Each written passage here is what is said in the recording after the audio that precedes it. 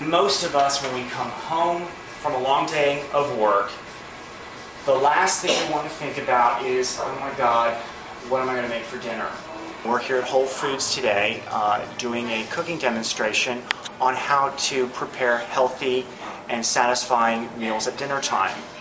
And the reason I feel this is really important for not only my clients but for really the general population is I've discovered in my 5 years of being a personal trainer is that the biggest obstacle my clients have is preparing a meal that's quick, that's satisfying, it tastes good, but also doesn't have a lot of calories involved. Do me a favor when you're cutting, just keep your fingertips tucked back.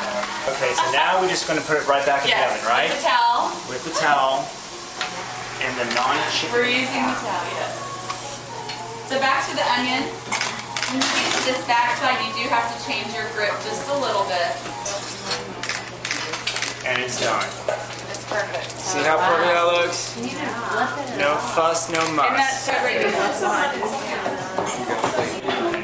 I prepared mine 20 minutes before you guys. So Is that the old one?